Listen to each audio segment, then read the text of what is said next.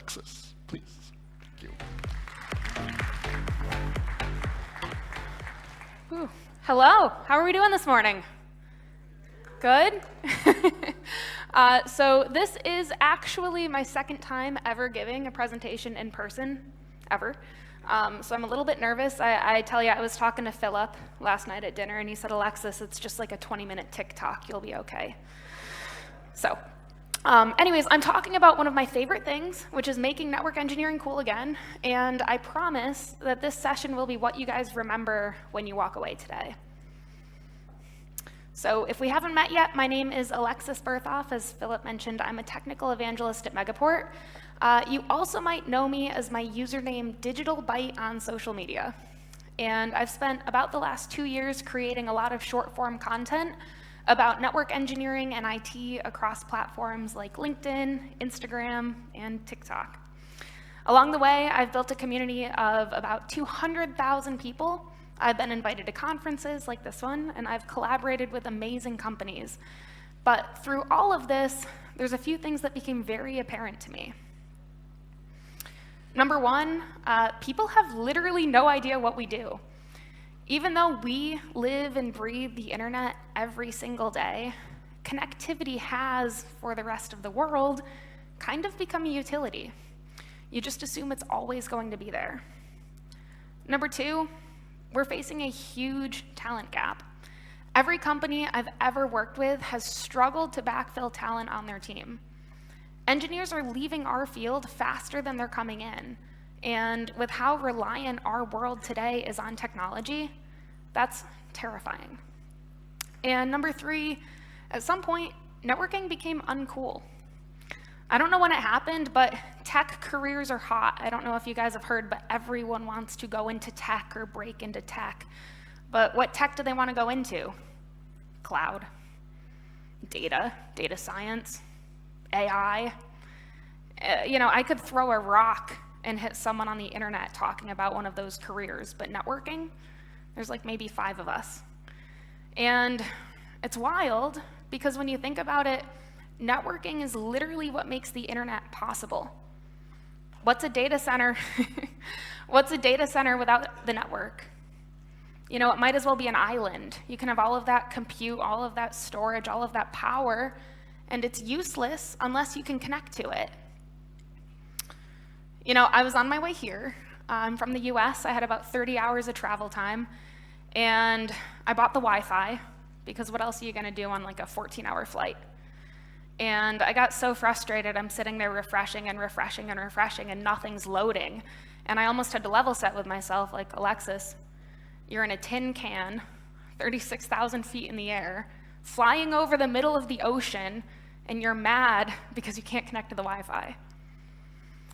But that's exactly where we are today as a society. I mean, think about it. We've gotten so used to being able to get what we want, when we want, from wherever we are, whether that happens to be a shopping mall, a coffee shop, driving down the side of the highway, or even on an airplane.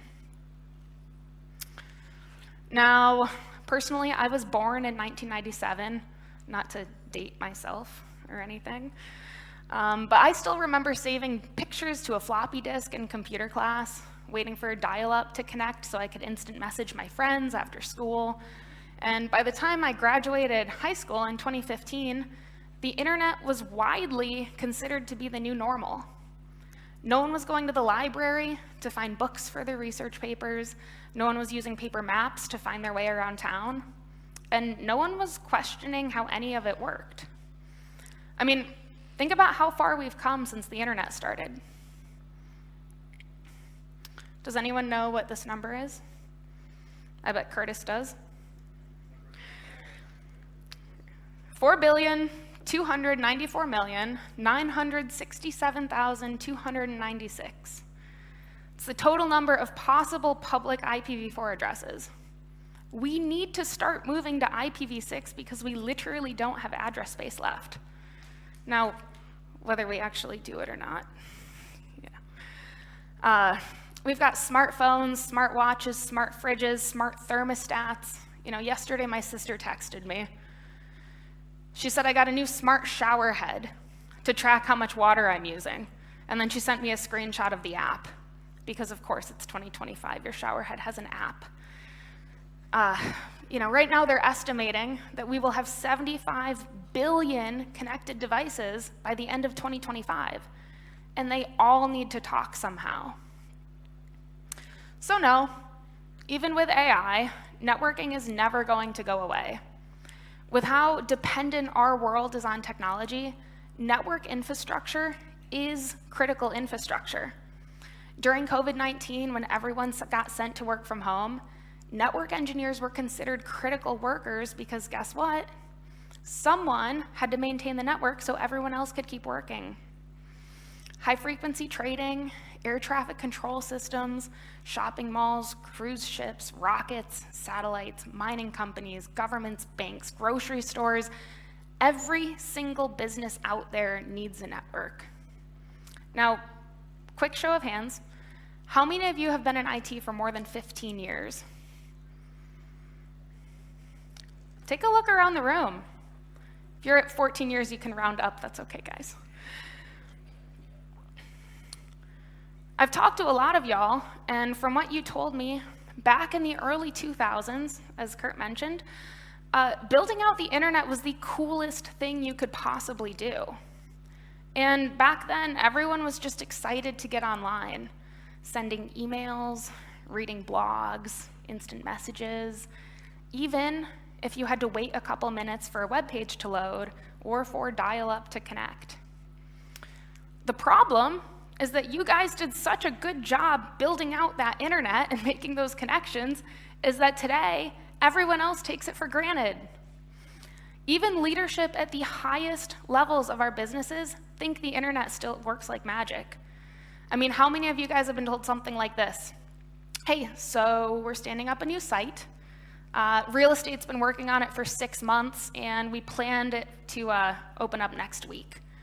So you can get connectivity in there, right? Meanwhile, the switches have a 3-month lead time. The circuits are going to take 6 months to install, but that site's going to come up next week, right? This is another true story. I was working with the CIO of a company, and they were so cloud first that when they built their new building and they built their new floor plans, they didn't put wiring closets anywhere. And when their networking team went to their leadership and said, hey, where are we going to put the network gear? The CIO said, well, why do we need a wiring closet? We're a cloud-first company. The CIO thought that because they were cloud-first, they didn't need networking gear. So, no, connectivity has largely become a utility. I don't wonder what happens when I turn on the lights. I just turn them on and they work. And the same thing happens with the Wi-Fi. In fact, it's so important that back in 2016, the United Nations declared that having the ability to access the internet was a fundamental human right. And that was back in 2016, so it's been 10 years since then. And this new generation that's up and coming, these kids today, they don't know anything about the internet. I always like to use the example of the 13-year-old kid with the iPad. Ask him how the internet works, and he goes, well, I click this button for the Wi-Fi, and I go to YouTube. And that's it. There's nothing else behind it. It's just the Wi-Fi and YouTube.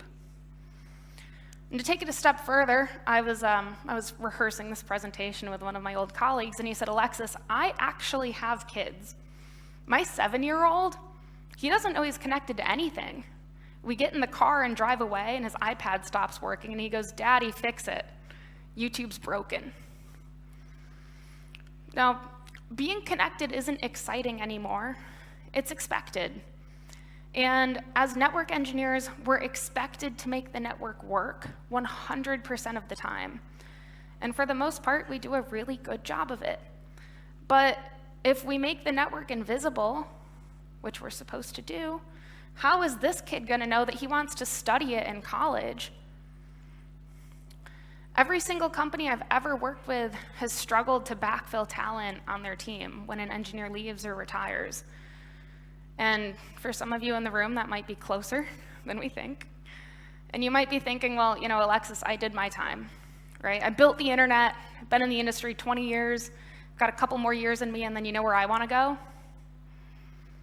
The woods, where there's no Wi-Fi and there's no cell signal, and no one can reach me to tell me that something's broken or I need to come in on the weekends. You know, that's just not my problem anymore. But the magic that makes the internet work, well, you know, and I know, that it's not going to continue that way if there's not people here in this room to continue to learn and evolve the infrastructure that you built the way that it needs to evolve to support technologies like cloud and AI and self-driving cars and brain chips and whatever else we decide to throw at it.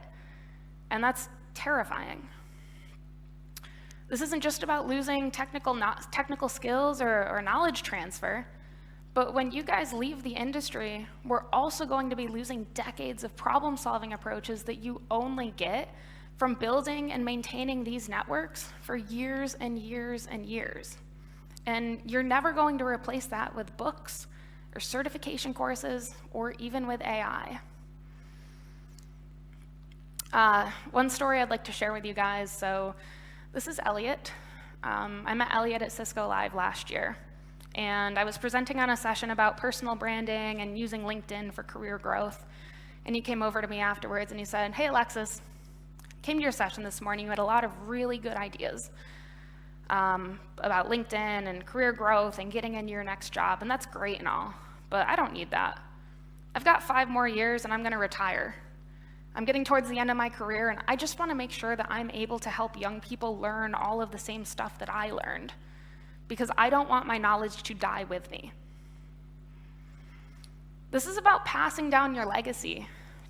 We need to make network engineering cool again so the next generation can take the reins and make it even better than you guys did, to make sure it can support technologies that we don't even know exist yet. So how do we do that? How do we talk to young people about why this is one of the best careers for them to choose? Well, we can start with the obvious one, and all of my animations broke, so I'm sorry. But number one, nothing works without the network, right? Networking is the foundation for every other technology. Knowing networking, whether or not you decide to stay in it your whole career, will make you a better developer, a better cloud engineer, a better cybersecurity researcher, because in this day and age, there's nothing that works without the network, and learning it now will give you a huge leg up later down the line. You can work in any industry. So as we mentioned earlier, there's literally not a single business that can operate in today's day and age without the network. So you have tons of options. You can pursue your interests outside of work, whether that's sports and entertainment, healthcare, finance, oil and gas. If you get bored, you can always migrate because you have a transferable skill. There's always something new to learn. Like at this conference, companies will send you to conferences, pay for certifications, and invest in your learning and skill development because they recognize how crucial it is to their business. And last but not least, what makes networking a little bit different than any other tech industry is that it's extremely collaborative. The internet only works because we all work together. So even if you're taking 2 competing companies, there's a good chance that their network engineers are in a group chat somewhere. But say we start talking about what we do, we bring more awareness, we make network engineering visible, everyone recognizes that it exists. There's still a big disconnect happening somewhere because these are my DMs. Every single day I get messages on social media from people who want to break into networking. These are just from the past 2 weeks, I think. I get probably, 15 to 25 a week. I want to get into networking. Where do I start? Hey, Alexis, I heard you need to take a certification. Which one should I take? Hey, Alexis, I took all of my certifications, but I still can't get a job. What should I do? And do you know what we tell them? We say, hey, go build a home lab. Okay, well, now I've got my router and my 2 switches. Now they're supposed to go manage this enterprise environment with 50 sites and 50,000 users and 100 buildings that's cloud first, right? And do you know what else is really surprising? switch the slide. You know what else is really surprising? I get a lot of DMs from computer science kids. They say, hey, Alexis, what's that box with wires? I'm studying computer science, but that looks cool. I hate coding. I'm like, hey, man, I don't like coding either. It's the reason I'm in networking, right? But you guys don't want to learn Python or automation, so let's go recruit this kid that knows the fundamentals and thinks the box with wires looks cool. It's a great idea. Anyways, I heard someone recently refer to tech jobs as white-collar trades. And if you think about it, it starts to make a lot of sense. Whether you're talking about computer science, data analytics, or network engineering, and you compare it to working as an electrician, a mechanic, or a carpenter, if you hired someone to do work on your house and they showed up and said, hey, I have this piece of paper that says I can do carpentry, let me fix your drywall, you'd be like, no, get out of here. Absolutely not. You're not touching my house. You're not touching my car. Go get some experience. But in technology, we put this huge emphasis on degrees and certifications, whether that's CCNA, CCNP, CCIE, 12X, AWS certified. You know, every vendor has a certification now. And you can find people who have the whole alphabet after their last name and no hands-on skills because they never had the chance to work in industry. So you get stuck in this loop acquiring certifications because you think it'll help you get experience when in reality you're just learning how to take a test. So I really think the trades got it right.